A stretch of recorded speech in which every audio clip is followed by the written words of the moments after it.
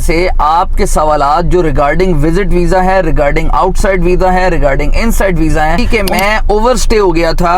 आपकी वीडियो देखने के बाद, बहुत सारी इंफॉर्मेशन लेने के बाद मैंने अपनी कंपनी से राब्ता किया। कंपनी ने मुझे जो है वो परमिट लेटर भिजवाया and then I am here अल्हम्दुलिल्लाह। डैन बेस फ्रॉड का, आजाद वीजा फ्रॉड का कम से कम लोगों के जो है वो शऊर आ रहा है कि आजाद वीजा मिल रहा है कि नहीं। देखें बेचारे 6-6 महीने हो गए, 7-7 महीने हो गए, पैसे दिए हुए हैं और अब वो परेशान। धागा हस्बैंड ने मेरी मदर का वीजा अप्लाई किया हुआ है, 15 दिन हो गए हैं, तो अभी तक उनका वीजा नहीं आया। मैं केमिस्ट्री का ग्रेजुएट हूँ, यानी उसने BS केमिस्ट्री की हुई है, तो क्या वो दुबई आके विजिट वीजा के ऊपर जॉब जो है वो कर सकता है? देखिए हम वीजा अप्लाई करना चाह रहे हैं, एजेंट कहता है जी कि 2-3 माह में वीजा मिलेगा जी कि मेरी FA की सनद है और FA की सनद अटेस्टेड है, तो मैं दुबई आना चाहता हूँ, क्या मैं आ सकता हूँ? मैंने सुना है वीजा बैंड है। अनस्किल्ड का मतलब क्या है कि मैंने अपनी डिग्रीज जो है वो UAE से भी अटेस्ट करवा ली है और अगर अब मेरी कंपनी वीजा अप्लाई करती है तो मेरा वीजा लगेगा जी। मैं बाइक राइडर का काम दुबई में करता था, तो क्या मुझे कोई डिग्री चाहिए वीजा लगवाने के लिए? मेरा कजन क्या मुझे टूरिस्ट वीजा भेज सकता है? मैं एडनॉक के ऊपर जो है वो काम कर चुका हूँ और मेरे पास ड्राइविंग लाइसेंस भी है, तो क्या मुझे आना चाहिए? मैं बड़ा परेशान हूँ, वीजे बंद हैं वगैरह वगैरह। मैंने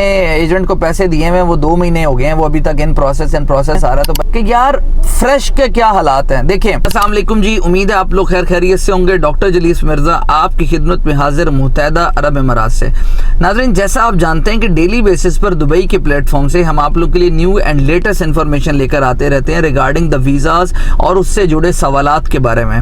आज की वीडियो में इसी तरीके से आपके सवालात जो रिगार्डिंग विजिट वीज़ा है, रिगार्डिंग आउटसाइड वीज़ा है, रिगार्डिंग इनसाइड वीज़ा है, उन सवालों के जवाबात देने वाला हूँ। इन सवालों के जवाबात से उम्मीद है कि बहुत सारे लोगों को फ़ायदा होगा। वीडियो को मुकम्मल देखिएगा, चैनल को सब्सक्राइब कीजिएगा एंड बेल आइकन को ज़रूर क्लिक कीजिएगा ताकि informative information from the platform of Dubai आप लोगों के लिए हम लेकर आते रहें। तो सीफ भाई कहते हैं जी कि मैं ओवरस्टे हो गया था।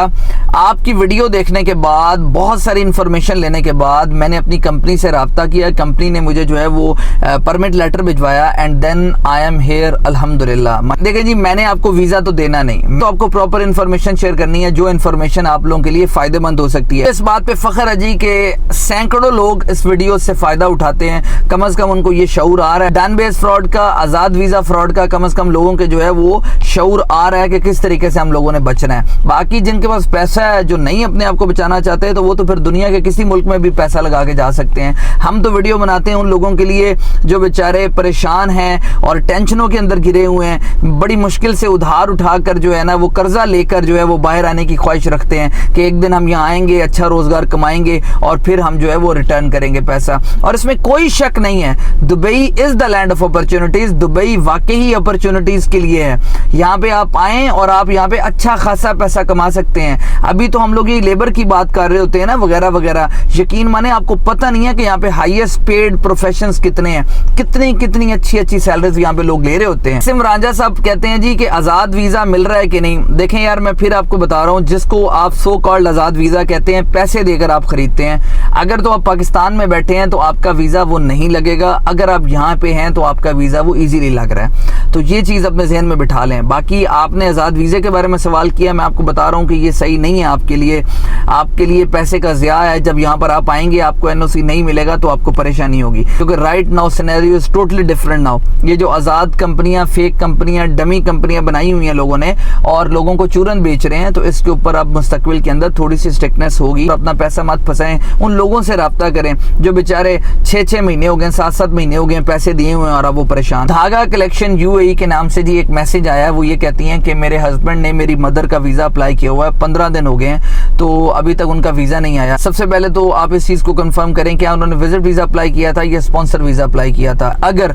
उन्होंने विजिट वीजा अप्लाई किया था तो अब तक आ जाना चाहिए था, इसमें कोई ऐसी रीजन नहीं है कि नहीं आया। हाँ, एक वजह ये हो सकती है कि आप पता करवाएं, आपने एजेंट को 15 दिन पहले पैसे दे दिए होंगे, क्या उसने आपका वीजा अप्लाई किया अभी तक कि नहीं, ये चीज इंपॉर्टेंट है, इसके बारे में पूछिए। दानिश साहब कहते हैं जी कि मैं केमिस्ट्री का ग्रेजुएट हूँ, यानी उसने BS केमिस्ट्री की हुई है, तो क्या वो दुबई आके विजिट वीजा के ऊपर जॉब जो है वो कर सकता है। देखें भाई, एक चीज ध्यान में रखें कि एमनेस्टी चाहे एक्सटेंड भी हो गई है तो इसका आपके साथ कोई लिंक नहीं है।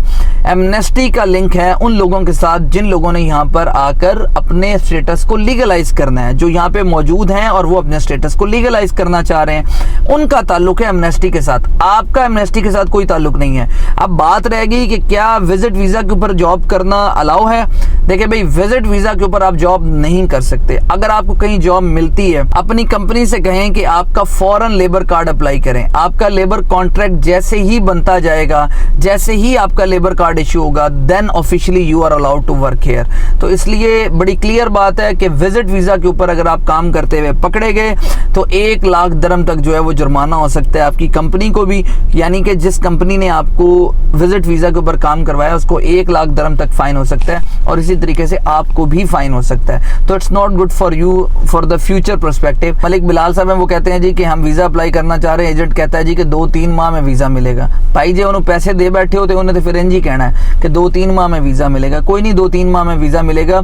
जो विजिट वीजा के निकलने का टाइम है वो मैक्सिमम 24 आवर्स टू लेके 48 आवर्स टू लेके 3, 4, 5, 6, 7 दिन, बस इससे ज्यादा का टाइम नहीं होता है। वो भी इसलिए कह रहा हूँ क्योंकि जुम्मा, हफ्ता, इतवार मेरे नॉलेज के मुताबिक एम्बेसी बंद होती है, तो शायद इस वजह से थोड़ा सा टाइम लग जाता है, बट इतना ज्यादा टाइम नहीं लगता 2-3 माह का। ये सिर्फ और सिर्फ कहानी है। मोहम्मद हसीफ साहब कहते हैं जी कि शुक्रिया आपका, आप तमाम क्वेश्चंस का जवाब देते हैं। जी मैं कोशिश करता हूँ कि तमाम क्वेश्चंस का जवाब दूं, लेकिन सम टाइम मैं नहीं दे पाता, तो उसके लिए माजरत। मोहम्मद रहील साहब कहते हैं जी कि मेरी एफए की सनद है और एफए की सनद अटेस्टेड है, तो मैं दुबई आना चाहता हूँ, क्या मैं आ सकता हूँ? मैंने सुना है वीजा बैंड है।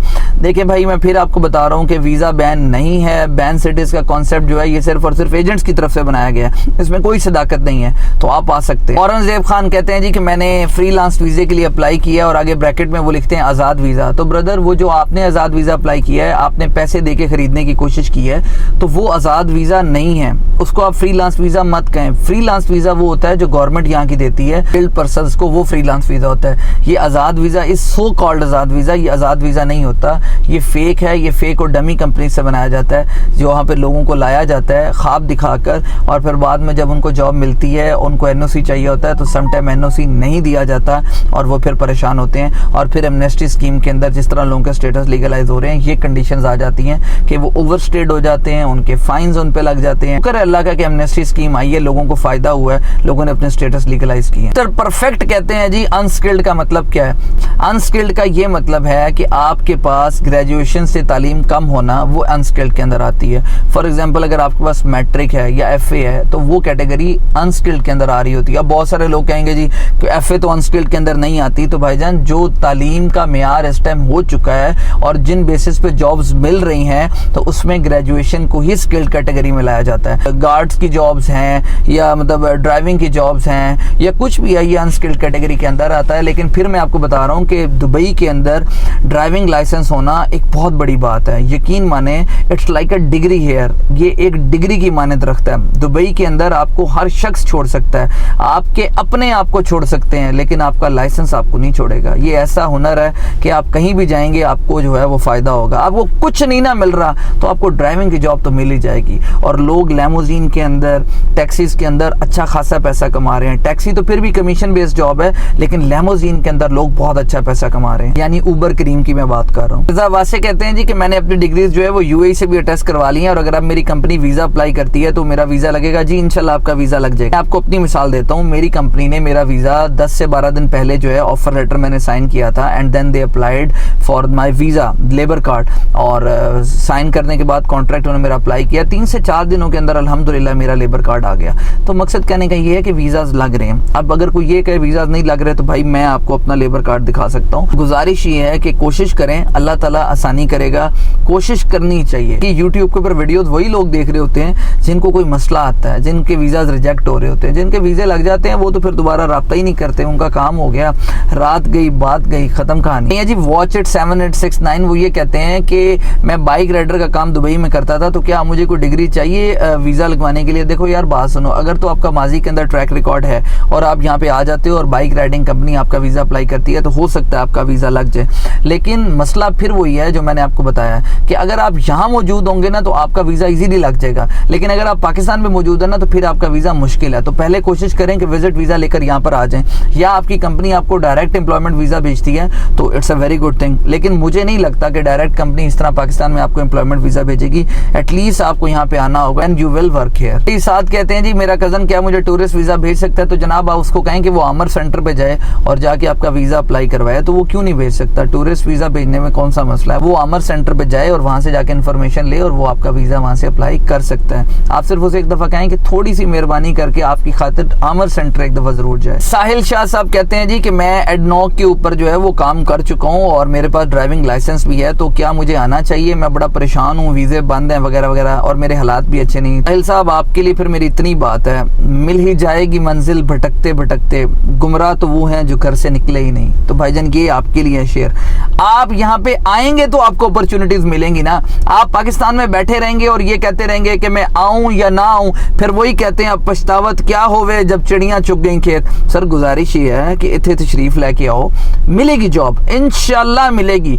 अल्लाह ताला की जात बैठी है ना ऊपर, बंदे ने कुछ नहीं देना, रब की जात ने सब कुछ करना है, तिनका भी कोई नहीं हिला सकता उसकी जात के अलावा। तो गुजारिश ये है, आपके पास ड्राइविंग लाइसेंस है, आपके पास एक अच्छी डिग्री है, driving licence is like a degree, आप यहाँ पे आएं और आकर जो है वो जॉब अप्लाई करें, इंशाल्लाह आपको जरूर मिलेगी। High risk high profit, low risk low profit. अगर आप डिसीजन ही नहीं कर पाएंगे तो मुझे बताएं आप कैसे कामयाब होंगे। लिहाजा साहिल साहब हबीबी come to Dubai. Mohammad Safdar साहब कहते हैं जी कि मैंने एजेंट को पैसे दिए हैं, वो 2 महीने हो गए हैं, वो अभी तक इन प्रोसेस आ रहा है। तो भाई पहले उससे पूछो उसने आपका वीज़ा अप्लाई कब किया है। बहुत सारे लोग कहानियां करते होते हैं, ये कोई इतना बड़ा काम नहीं होता, नॉमिनल सी फीसेज होती हैं और वो जो आप पे करते हैं और आपका काम हो जाता होता है। ये तो हमारे पाकिस्तानी एजेंटों ने जो है ना काम तबाह करके रख दिया हुआ है। वो कहते हैं जितना मर्जी लूट लो, इसमें बड़ा प्रॉफिट है यार वीज़े के काम में।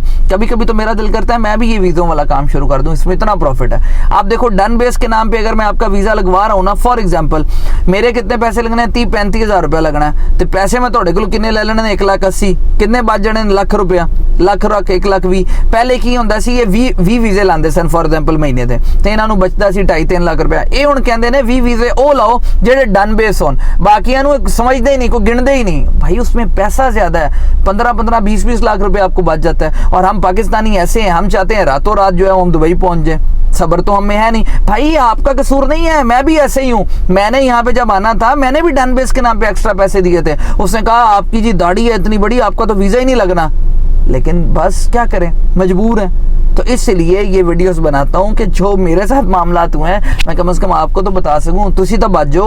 और बड़ा इंपॉर्टेंट सवाल है, कोई MS टेक्निकल है, वो ये कहते हैं कि यार फ्रेश के क्या हालात हैं। देखिए अगर आपकी जॉब हो जाती है दुबई के अंदर तो आप दुबई में पहली दफ़ा आए हैं तो आप फ्रेश ही कंसीडर्ड होंगे।